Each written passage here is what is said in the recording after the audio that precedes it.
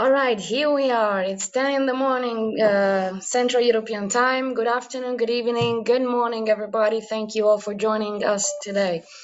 From the Skillman team and the Assembly of European Regions, welcome to participate in this webinar on TVET and civic participation.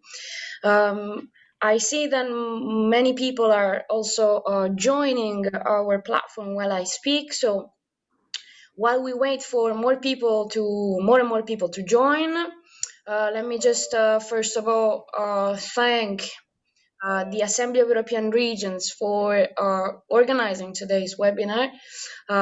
Thank you to the AER team. Also, thank you very much to our facilitator, Aurora Carrasco, today, who is facilitating today's session, and also to our wonderful speakers who took their time to be with us and share their knowledge and their experience, of course. So today we'll be talking about TVET and the civic participation. So we will look at the factors that can improve civic participation of people in technical and vocational education and training, and how to involve all the regional stakeholders in the process. So I would just like to get you all instructed about the rules of how today's session is going to be. As you see, you have your microphones muted and your cameras are switched off. Let's please keep them like that. You will have the chance to ask questions to our speakers for the time being and throughout the whole webinar. Please do it in the chat box that you find here in the bottom of your screen. Please ask as many questions as you want. We are very privileged to have all these professionals with us today, so let's take advantage of that. Let's share comments and try to get the discussions going and engaged. I am Valentina De Vico. Just a quick introduction. I am the communication manager of Skillman. I'll be with you throughout the whole webinar, and I'll be also giving some instructions at the end of it, also to keep you up to date to what are our upcoming activities. From my side, I would just give a brief introduction on what Skillman is and what we have been doing. Actually, this webinar today is not a solo webinar, but it's part of a series of digital events that we have been organizing with the Assembly of European Regions, and we have implemented them with the objective of establishing long-lasting and effective partnerships. So one thing that I would like to emphasize is the engagement that we would like to have with the participants, with the audience. So as I said, let's try to get this session as interactive as possible, and like try to set the basis for long-lasting cooperations and partnerships in the future.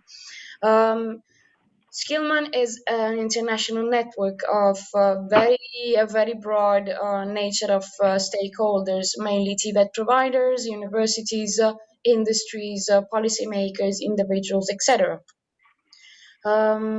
It's actually, we consider that as the main backbone around which we're trying to introduce and exchange skills. It was actually created to be focused on in the advanced manufacturing sector, and then throughout the years it's been actually broadened up a lot, and we're gaining more and more members as the time comes. Actually, the needs that the Skillman network was created for was that we need to constantly cope with the new challenges and needs of the labor market. So we want to introduce and exchange skills to face and cope with these needs. These that you see on your screens are actually our highlights. Right now we have more than 600 members belonging to our network, and they have a very broad, let's say, a global coverage. So they come from 93 countries in the world. We have more than 50 ambassadors. We have been implementing a series of digital activities. So I would just strongly recommend you to follow up on us and stay with us for more upcoming activities. This is just the geographical coverage that I would like to share with you today to see where our members are. So if you're interested in knowing more, we can get in touch and I can give you more information later. Let's say Skillman and these kind of activities are organized and embedded in the Skillnet project, a project co-founded by the European Commission that has the objective of establishing a large network of centers of vocational excellence. Some of our partners are connected with us today. One of them is the European Network of Innovation for Inclusion, the Assembly of European Regions that I mentioned already, but we're also partnering with the International Vocational Education and Training Association, with EAPRIL, and with the European Training Foundation. Before closing my introduction, I would just like to invite all of you to be part of our peer learning clubs. That I'm not going to focus on this now, because I know, and I'm very glad that Elena in just a while will share more information about those. But so from my side, if you would like to continue in the discussion of today's topic and more around TVET, you can join one or even 4 of these peer learning clubs. Julia is sharing with you the link, so just follow the link and you can become one of our peer learning clubs. The last remark, we are streaming live, so if you want to watch us on our YouTube channel, it's Skillman.eu on YouTube. And As always, we really value your opinion. Let us know what you think about the webinar. I think Julia is sharing with you the link in the chat box. So please take just 1 minute of your time to tell us what you think about the quality of today's webinar. I'm very glad and honored to give the floor to our facilitator today, Aurora Carrasco Minguez, the VET Programs Manager of Acción contra el Hambre. So I'm very glad to have you here, Aurora. The floor, if you want, is yours for the initial considerations. Thank you. Okay, so thank you, Valentina, and welcome also from my side to all the public attending this webinar on technical, vocational, educational, and training and civic participation. And of course, welcome also to all the panel speakers I will be now introducing. So it is really my pleasure to be moderating this session today. As Valentina mentioned, just quickly, I am Aurora Carrasco, and I am VET Program Manager in Action Against Hunger Spain. And today I'm representing the European Network of Innovation for Inclusion that is led by Action Against Hunger since 2016 for the promotion of social innovation among all relevant stakeholders in order to create a more inclusive European labor market. We are also glad, as Valentina mentioned, to be part of the SkillNet project that is organizing this event. Okay, so now without further delay, I'm introducing the panelists for today. So we are honored to have with us Alessandra Serra, Assembly of European Regions Vice President for Employment and Skills and Councillor at the region, who will be opening today's webinar. We will also have Andrei Frank, that is Policy Officer of Solidar Foundation, who will speak us about civic competencies and lifelong learning. We will also have Simon Johnson, Assembly of European Regions Chair of the Working Group on Education and Training, acting as Mayor of Northland County Council, who will be sharing with us the regional experience from Northland. And finally, Maria Elena Romanini, Project Manager of the Skillman Secretariat, that will explain us how to build the TVET voice through the peer learning clubs. So we're now going to start sharing on civic participation and its importance to build innovative and creative societies, and specifically on how to improve civic participation of stakeholders in TVET to make sure they are not left aside when shaping the communities. So now I give the floor to Alessandra Feda for the opening session. Alessandra, please, if you're ready. Do we have Alessandra? Because I hear that we have been having she's been having a last minute arrangement. So maybe we can start with Andrei instead. Yeah, that's it. Yeah. So Andrei, it's if you want to go ahead talking us, explaining us about civic competencies and lifelong learning, please, the floor is yours. Sounds good. Thank you. I'm just sharing my screen. 1 second. Can you see my presentation? Yes, we can. Yeah, perfect. Go on. Okay. Well, good morning. Thanks a lot for having me here. I'm very excited to be engaged in this conversation about bridging civic participation in various forms of education. I represent Solidar Foundation, which is the cooperation platform of Solidar. It's a European and worldwide network of NGOs that advance social justice in Europe and worldwide. Solidar has over 50 member organizations in 29 countries, and the foundation itself is working on citizenship education and lifelong learning, publishing this monitor that I'm going to talk to you about every year. I'm going to refer to the results of the 2020 edition and link it with the conversation of today. So first, just a few words about the monitor, just to contextualize it a bit. So what we do with it is we collect data on policy developments linked to citizenship education, and we understand what our members are doing on the ground about this. We raise awareness on the needs of citizenship education practitioners. We collate and disseminate best practices linked to the topic, and we use it as an evidence-based approach to inform our and our members' advocacy strategy, so that we can convince EU and national policymakers to act consistently with social investment in education. And the 3 chapters that we focused on this year were global citizenship education, digital citizenship, and community partnership for inclusive societies.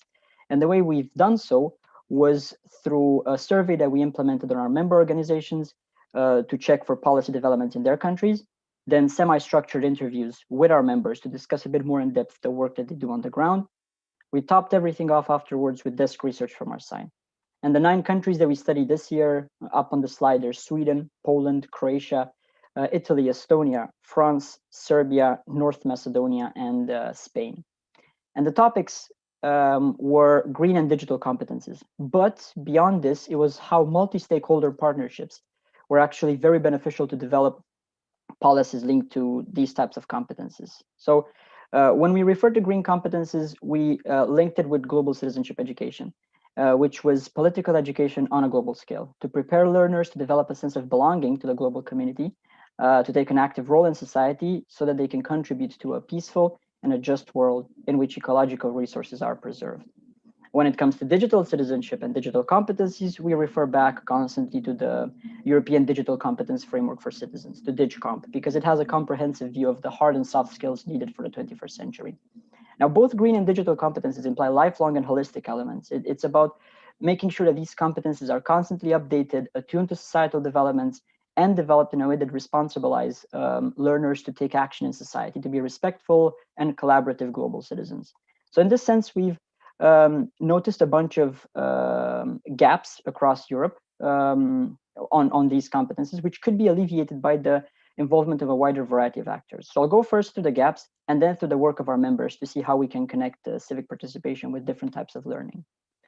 So regarding green transition and green competences, global citizenship education appeared to be across the country separated from European citizenship education. It's focused on sustainable development if it's actually internalized by the national education systems, because mostly it was actually pushed onto the field of development cooperation. In formal education, the curricula on this topic was a bit outdated, while the teaching profession across Europe is experiencing shortages, poor remuneration, lack of training on developing transversal competences. So if we don't support these elements, it's very hard to build the green competences.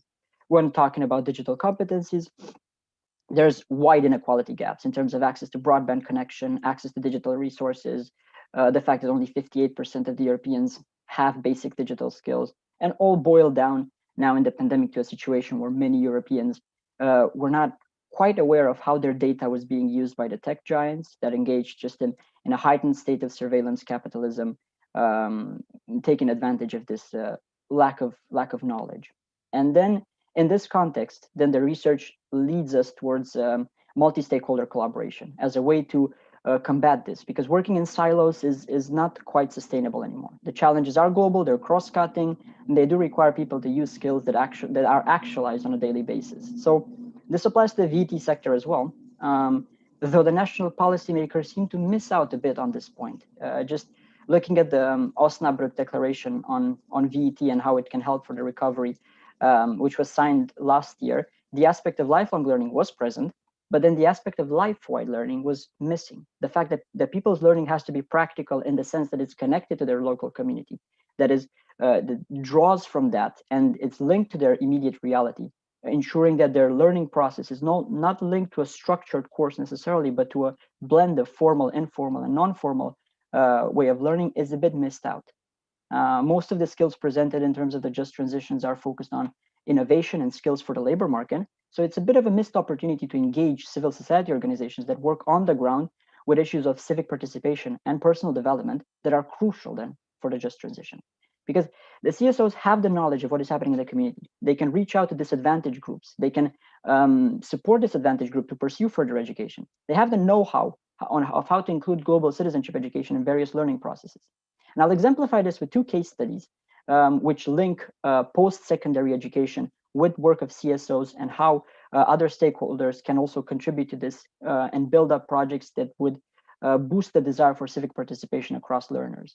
So I start with a project coming from the University of Limerick in Ireland, which is a member of one of our members, which is the International Federation of Workers' Education Associations. And this university has developed a 2-year evening study diploma called Seawell, and the acronym is up on the screen. It refers to what the people in the Limerick community in Ireland wanted, what was essential to them. And the program is not divorced from the reality. It's actually built on reciprocal exchanges and mutually respectful collaboration across academics and the local community members. So the university is actually implementing the program in partnership with dozens and dozens of local actors, ranging from volunteering organizations, community centers, retirement centers, vocational education providers, and many others. The students would actually collaborate with these actors while also being prepared on how to run community consultations, so that they can go inside the community, talk to people on the needs, challenges, and desires that they have, and develop then the academic project based on this. The academic project I talk about, it's the culmination of their study. It happens in the second year, and some projects that Seawell had in the past ranged from a community sustainable development garden to fitness classes for single mothers, to other actions done by and for people with disadvantaged socioeconomic backgrounds. So then beyond the learning aspect and beyond the direct benefit that they bring to the community, it was also about the fact that the students were becoming engaged in the community. They had ownership of the step forwards, and they were willing to further engage. So then the VET courses could also similarly be designed in a way that not only ensures workplace training, but also links the works that learners do with their local surroundings. It creates an understanding then and a commitment from the side of learners to develop the civic competencies if they're part of the society in this way. My second case study is coming from Spain, from our member Laliga Española de la Educación, which collaborates with the University of Valladolid in co-designing the curriculum for the education of future teachers. So the course that they designed is called Classrooms with a Taste of Earth, and it provides teachers and educators with methodologies on how to include education for sustainable development in their classroom, connecting the learners with their surrounding environment. It's a 75-hour theoretical and practical training process, and it basically includes a garden as a pedagogical resource for the teachers to use then in primary education once they start professing. So Laliga developed its expertise in global citizenship education from multiple angles, including education for sustainable development. So then it has this competence to actually participate into shaping the curriculum in this way. And in a similar fashion then for the VET sector, it's not necessarily only businesses and employers that should join, but also the fact that CSOs should be part of the development of the curriculum. It's because the end goal for any type of education is to ensure also the personal development of the learner and to prepare them to be active members in society. It's insufficient to only do a theoretical course, or it's insufficient only to have skills for the labor market.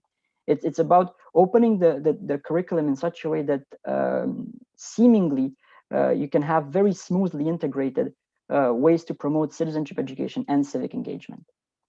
And these local partnerships engage and keep learners engaged in their community. They would develop transversal skills that raise awareness on how important it is to understand one's role in society and join it in this way. And through only such collaborations, learners can be inside of a continuous learning process that is not limited to a structured educational course. It's and even beyond this, it's also about the fact that these different stakeholders can exchange to better troubleshoot what are the challenges in each community, what is the most sensitive way to approach them.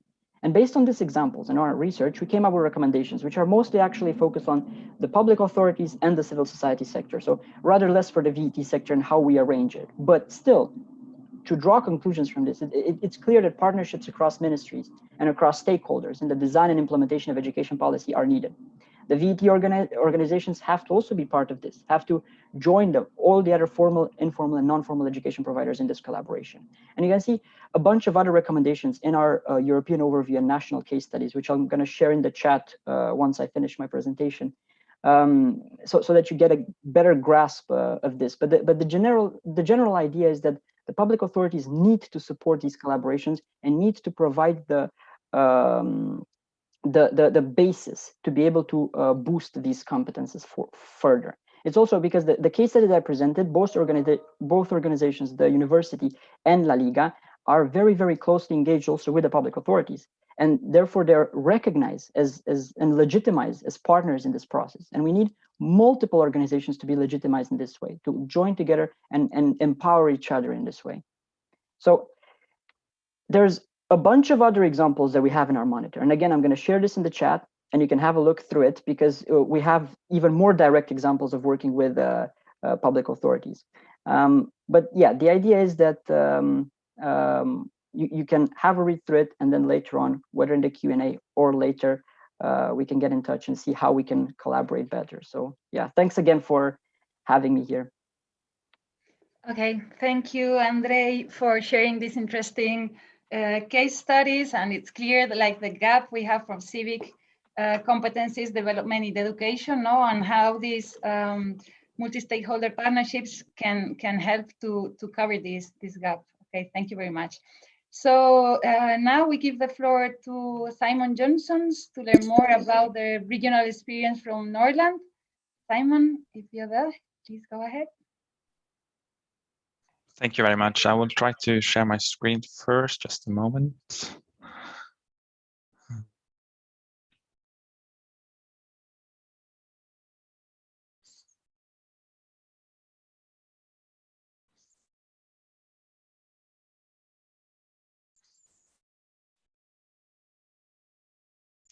Do you see the screen?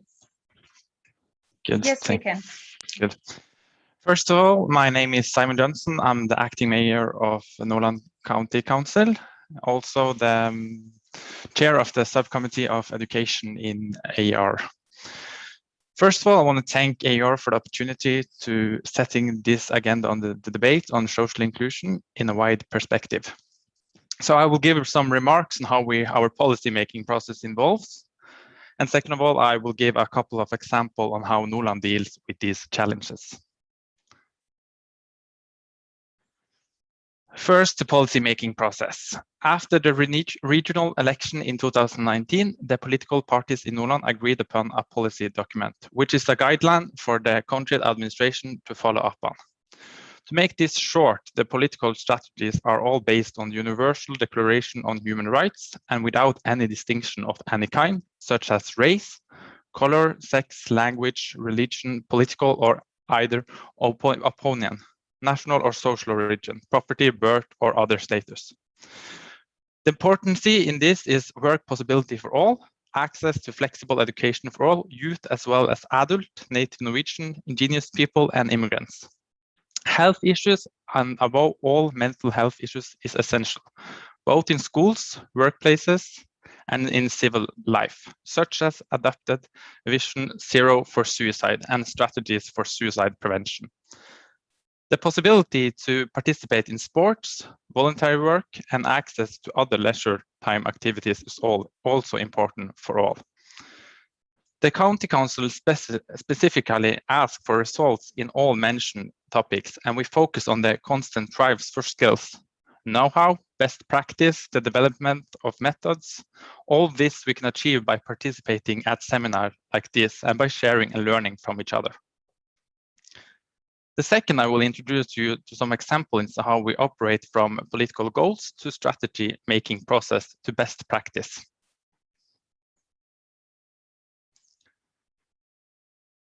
First of all, we believe to be able to guide our students in upper secondary education, we believe in systematically build student support.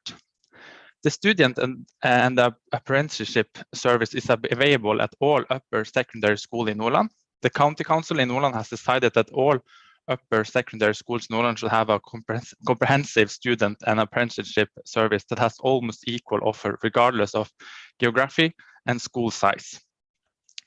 In addition to statutory tasks, all schools must offer a service with a task and responsibilities that have been politically decided in Northland. By pupils and apprentice service, we mean service that are not directly related to ordinary teaching or training, but service that are to complement these to ensure the pupils and the apprentices get the greatest possible benefits from teaching and training. Our vision is that the student and the apprenticeships service in Northland should contribute to everyone who begins an upper secondary education in Northland, completing. Objectively, this means that all students and apprentices and trainees must experience a good and inclusive learning environment that promotes health and well-being and learning. Our target group is that the service will help make the school day the best possible for the students. They will create life skills and joy in addition, and the target group is young people who have youth rights, but who are not in ordinary upper secondary education. These can be young people who have not applied for upper secondary education, who drop out during the school year, dropped out of the learning and the apprenticeship, or for various reasons have lost the right to upper secondary education.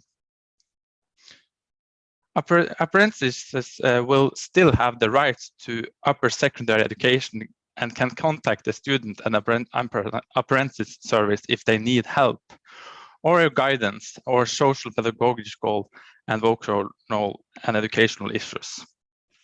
As well, if they need assistance from the health service. The county municipality is responsible for both pupils and apprentice candidates, also trainee candidates, until they have completed and passed the training with a diploma, certificate, or competence or apprenticeship tests. The goal is for everyone who starts an upper secondary education to complete the education. Furthermore, we believe in a predictable yet flexible vocational education. In February 2019, the Nordland County Municipality decided as the country's first county municipality to introduce an apprenticeship guarantee for students in upper secondary education. Apprenticeship guarantee means that students with youth rights who have completed and passed upper secondary education are guaranteed an apprenticeship in an apprenticeship company. We support the cooperation between schools and business in our county through entrepreneurship in training. As well, do we acknowledge social entrepreneurship in terms of both vocational training and drop job spots for adults who, due to mental illness, disability, drug abuse, or other reasons, are in between. One of example of a company that works with just this to include adults to take work is Frem Bodø in Nordland. They run a workplace that facilitates that all people can work regardless of their challenges. They focus on providing opportunities and that the people should experience mastery. Here they receive work-oriented rehabilitation, work training, and work inclusion, training and facilitation.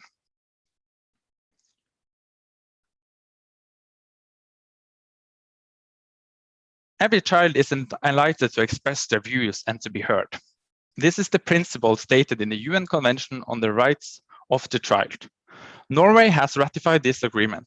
In Norway Education Law Act of 17 July 1998, the pupils and the apprentices should learn to think critically and act ethically and with environmental awareness.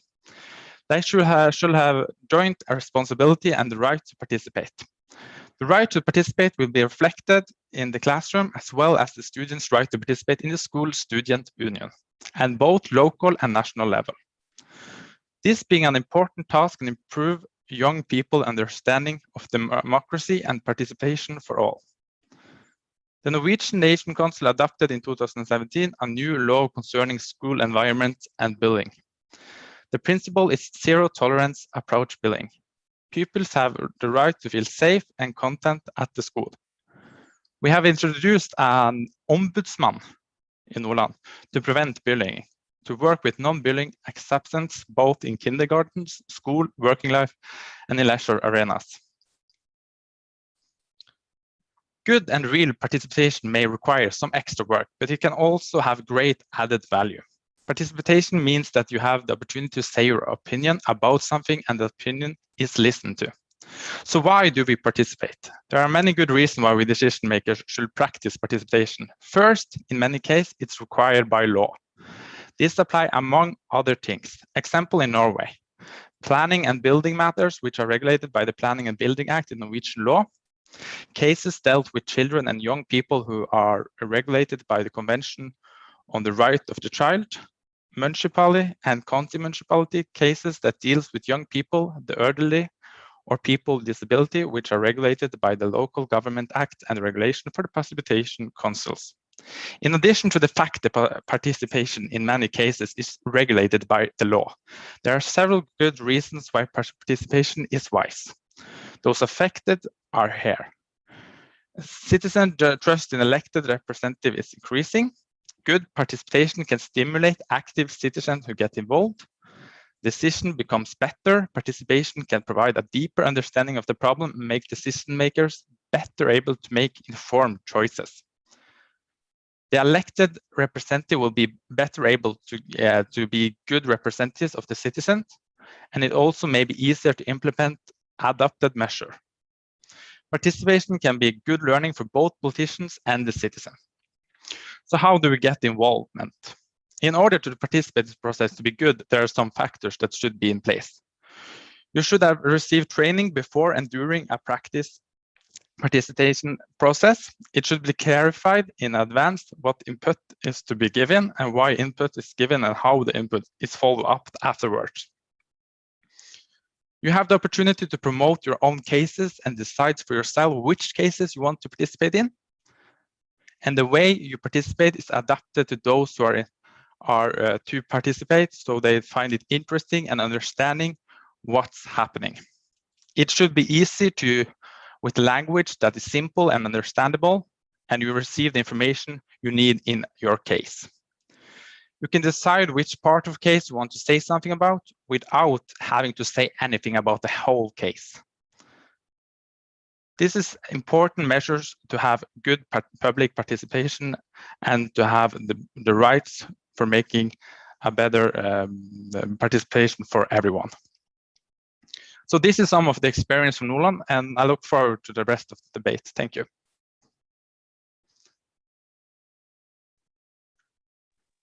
Okay, thank you, Simon, for sharing your experience, for this support to all and equal offer to all secondary, upper secondary students in order to participate in these opportunities, no, active participation and civic participation opportunities.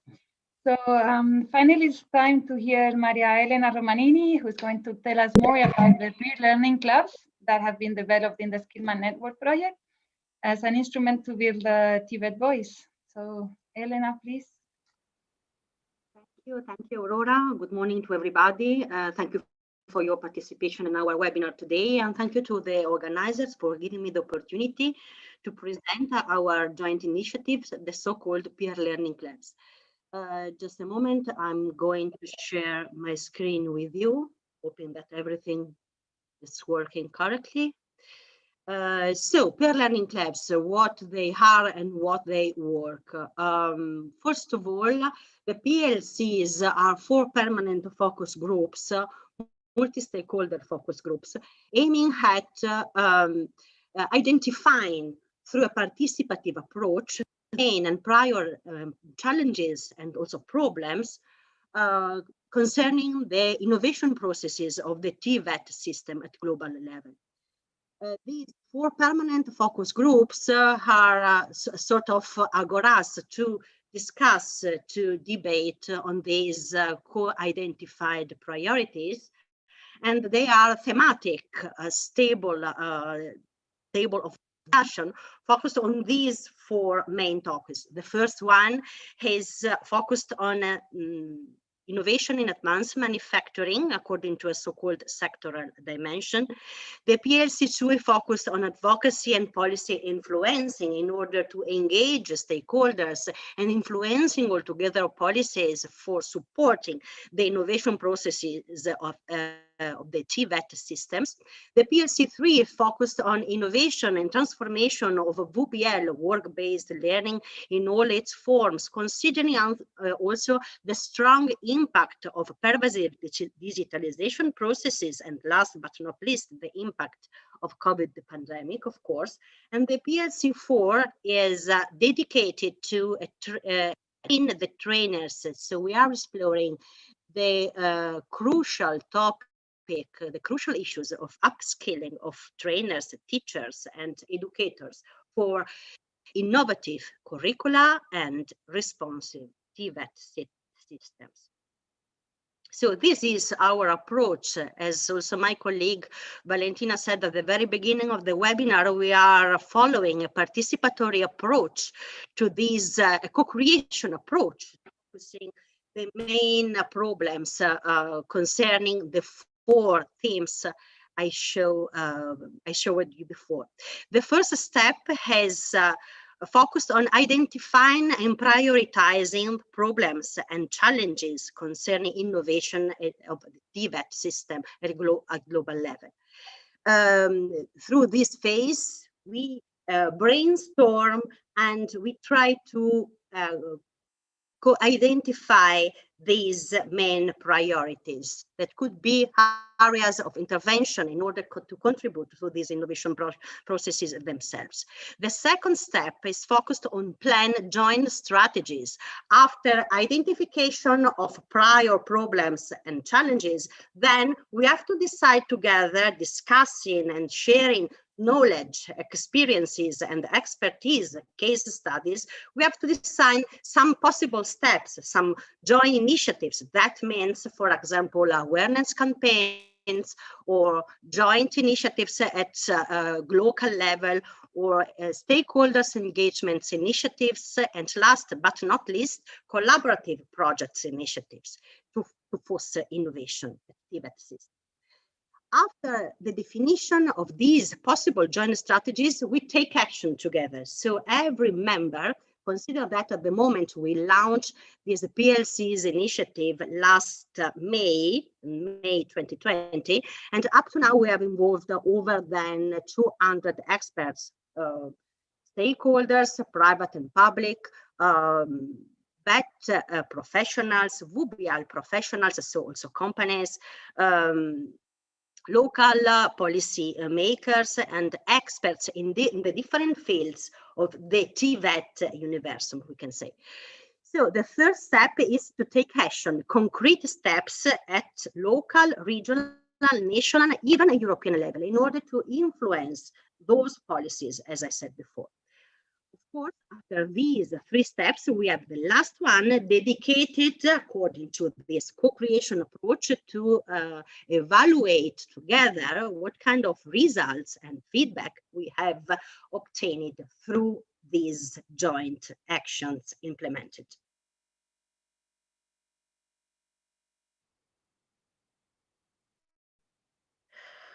How we work? We have shared a workspace, a digital workspace, very easy, very user-friendly. You can access this workspace in any moment after simple registration. And this managing tool has Basecamp. So through Basecamp, we can access to the different PLCs. And this is how the working space looks like.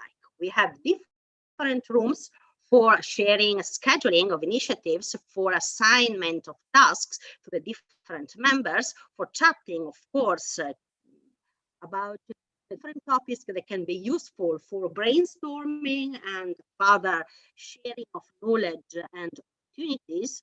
We have a repository room to upload any relevant source we would like to share to support our scientific discussion, let's say. And last but not least, a room dedicated to the production of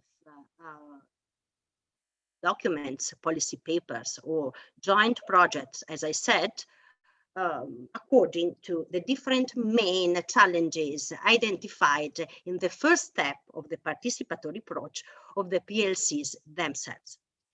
This is very easy. It's very easy to access to the peer learning clubs. There are open groups of discussions, so you are very more than welcome if you want to join us.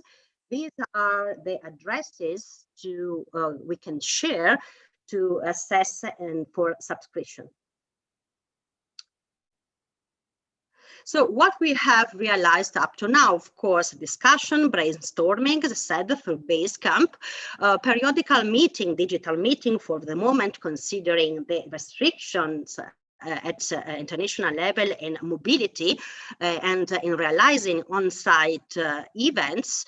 We have also realized the number 4 position papers, one for each PLC. So after discussion, after this participatory approach, we have produced these papers. You can find them on the main Skillman website.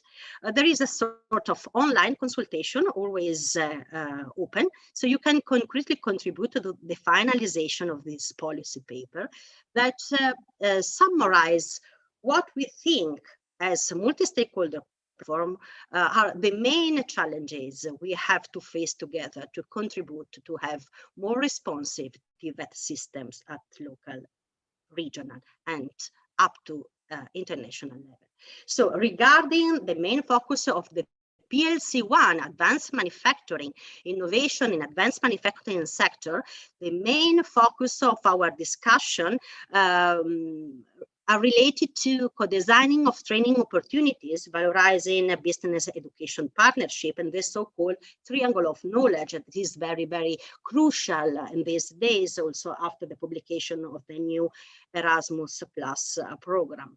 A dedicated focus is related to innovating learning approaches, because as you know, through advanced manufacturing sector, we have to support the so-called twins transformation, green and digital. So we have to innovate pedagogical approaches, we have to innovate teaching and learning tools, etc. Regarding PLC2, the focus of this position paper is to realize the joint initiatives for having a more effective than efficient TVET system. So we have to adapt also systematic approach to skills foresight for innovate curricula through a multi-stakeholder cooperation, so-called considering the wide concept of the skills or ecosystem. We have also to think about innovation of curricula, balancing work skills and life skills in order to increase the resilience and adaptability of any person, not only thinking about each individual as worker, but before as person. We have to foster inclusion as crucial cross-cutting dimension for a TVET system of the future. Regarding PLC3, we are discussing about how digitalization, also after COVID emergency, is radically changing the work-based learning in all its forms, and how many interesting and challenging opportunities we have thanks to embedding digitalization in the different learning environments. So we are discussing on innovation potential of immersive training and learning methodologies, and upskilling teachers and trainers for specifically VBL professionals for boosting this digital transformation of learning. We have also to discuss together continuously on how to reinforce the key concept of the business education partnership as cross-cutting one to these innovation processes themselves. Finally, PLC4 is focused on the crucial item of upskilling and empowerment of teachers, trainers, and educators, because of course they are very crucial profiles in these innovation processes at any level. So we cannot innovate and expect an effective learning environment without having empowered, motivated, and upskilled professionals. As I said, we have published this drafted disposition paper on the Skillman main website. There is an online consultation, and if you want to contribute to this process of finalization, you are more than welcome. Thank you very much for your attention. Join the peer learning clubs. So we share also through the chat once again the address to join Basecamp, and thank you very much once again. Thank you, Maria Elena. Indeed, these peer learning clubs are an example of this innovative approach to facilitate and promote that active participation and representation in the main EU level debates. Now it's time for a quick run of questions and answers before we have the final closure of the session. So I'll address a question to all speakers. Maybe we can start with that. Maybe Andre, you can be the first to answer, but you decide to take the floor. So based on your experience, what do you see as the main challenges and opportunities for the civic participation of people in TVET? and more generally to make democratic participation more inclusive?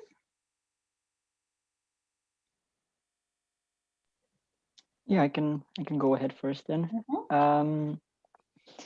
Well, specifically at the moment for the VET sector and for the CSOs, when working on civic participation, it's many times that we hear the same thing, that there's the impact of the pandemic has been felt, and especially on the VET sector and on how work-based learning was able to be done. So it's essential then, as we move forward from here, to ensure sufficient investment on these organizations from the VET side, but also from the CSO side, to have also the time to collaborate. Because if we talked so much about, and also Elena mentioned this idea of peer learning clubs, of working together, of developing the curriculum together. If these organizations are to work together, they have to have the resources, to have the time to dedicate in this way. Same for the teachers. If the teachers are supposed to work together in the co-creation of learning activities and to learning new pedagogies, they have to have the time allocated for their training. They have to have the funding allocated for their training to be able to facilitate this to go ahead. And when it comes to the second side of the question, how to make it a bit more inclusive, it also depends on which type of learners participate in which type of education. Because we get the feeling that when talking about the diversity of the student body, it's not necessarily that applicable. We see gender gaps in education. We see gaps based on the migrant background of learners, especially as some are skewed a bit more into the VET rather than higher education. Not saying one is better than another, but it's just the fact that guidance has to be provided in advance to see exactly where these learners would like to be. What would they like to do forward? Because then they have ownership of the study. And then by ownership in that, they are also a bit more participative in it.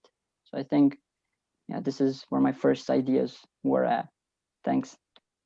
Okay, thanks, Andre. I totally agree. Simon, Maria Elena, I don't know if you have further thoughts on these issues.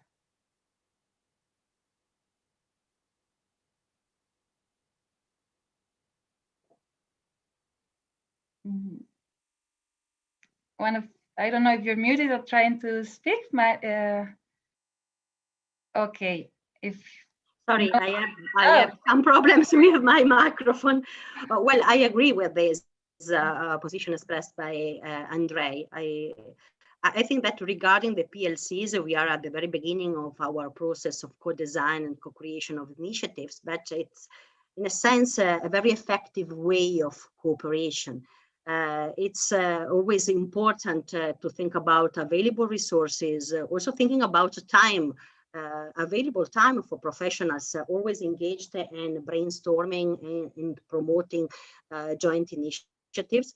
Regarding the train of and the upskilling processes of teachers and trainers, it's a very delicate point because we have very different conditions and situations, thinking about the different member states. In my opinion, I'm thinking at the moment my country, Italy, we have a very jeopardized situation. But of course, what we discussed during the PLCs is the necessity to recognize the time and resources and updating training opportunities for these professionals in order to boost also empowerment, motivation, and a sort of community approach to the upskilling processes themselves. Mm-hmm. Okay, thank you, Maria Elena. Yeah, totally, we agree. No, time and teacher training, and also time, like motivation is not the only thing. No, you have to have time to develop those projects, to be trained, and then have that time to develop the projects. And also concerning inclusion, the point you just mentioned, Andre, just to point out concerning some of these points will be addressed in upcoming webinars we will have in gender inclusion in TVET. Leaving no one behind in education. So that is something we will develop further in the future, okay, for attendants to be aware of. Okay, so Simon, maybe I can address a question for you regarding the support to students. if do you potentially have feedback on the past year, and how this support has also had to adapt due to the circumstances related to the COVID-19 pandemic? Maybe you can give us. Yeah, the students' feedback from Norway and Norland is that it's difficult to meet the student service support because of they have other jobs because they are health. Most of the people that do support, they work as nurses. So if we have a pandemic and a situation in one town or school, the nurses will be taken out from the schoolwork to do testing or vaccination. So that's a problem. But at the same time, the youngsters is very good at learning to use a new technology and are very good to take to use the forum they have to get in touch. So it's difficult for all the people in Norland, and especially the young, because they cannot meet at the same level as they has done before. But we have at every school, we have a young or a school council, and they have the same. The school has been open in Norway since March last year. So they still have the opportunity to meet and to take up the things that they maybe things are difficult, or the political stance. But of course, it's difficult to have the same opportunity to meet the politicians and to participate as they could do the last year. So, but I think it's in some way we adapt us to the situation in Norway very fast. So it's almost you are too usual to have. It's usual to meet at the Zoom or Teams arenas, and in Norland County we have weekly meetings with the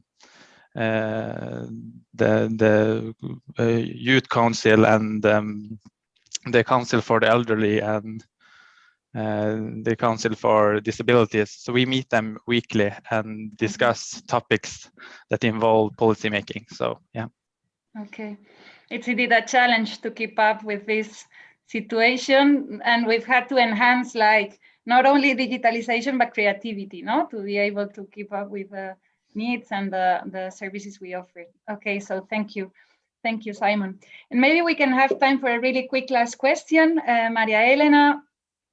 In case I would like to find partners for the development of a project, okay, can I use these peer learning clubs to find them and to look for this collaboration? And if yes is the answer, how should I do it? Yes, well, as I said, PLCs are open table of discussions for the identification and for the joint development of initiatives of at any level of any kind to foster innovation at the TVET system level. So if you have any good idea, or you want to contribute to our discussion, or you want to co-organize an event, digital or on site when possible at any level, we can share some ideas, some proposals through this shared workspace in Basecamp. We can also organize a periodical meeting. So yes, absolutely, I agree with you. PLCs can be a good platform to share innovative ideas and find the concrete ways to put these ideas into action. To become a member is very easy. We have some members connected today with us during this webinar. So it's just necessary to assess the addresses we shared in the slide before, and also my colleague Julia shared in the chat. And then you will receive credentials to be able to enter in the Basecamp space. Of course, being that our collaborative working area In any moment, you will be updated by mailing or communication regarding webinars, regarding initiatives or periodical meetings. So this is very, very easy to assess. Okay, so thank you, Maria Elena. I think all the links are in the chat, so it's everything clear for the participants. So thank you all. I think we had a really complete and inspiring discussion today, and on how to enhance this active citizenship and participation of TVET stakeholders, and how to build these multi-stakeholders partnerships in order to do that. I will now want to leave the floor. I hope it's possible to Alessandra Seda for some closing remarks of the session.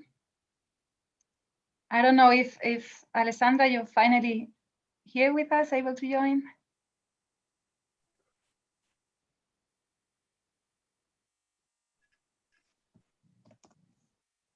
Hello, hi. Unfortunately, Ms. Seda is unable to participate because she's also Vice President of the Autonomous Region of Sardinia, and sudden commitment came up, so she had to leave, and she's so sorry that she could not open the webinar.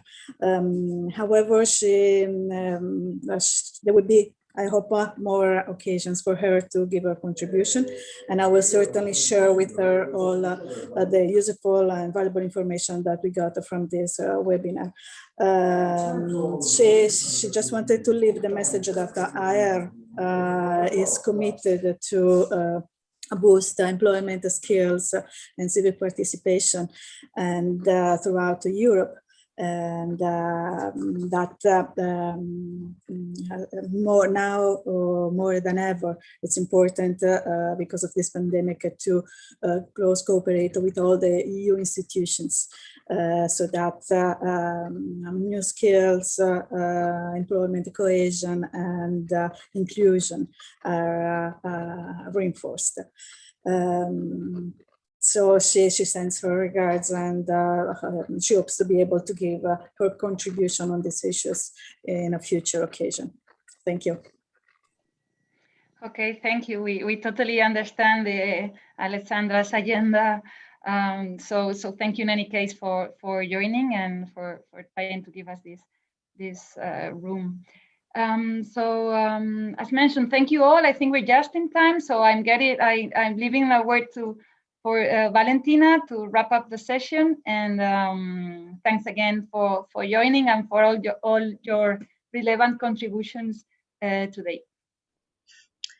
Thank you, Aurora. Thank you for your great facilitation. Thanks to all our panelists who joined us today, even the Autonomous Region of Sardinia, who took the time between different challenges and overlapping arrangements to be with us.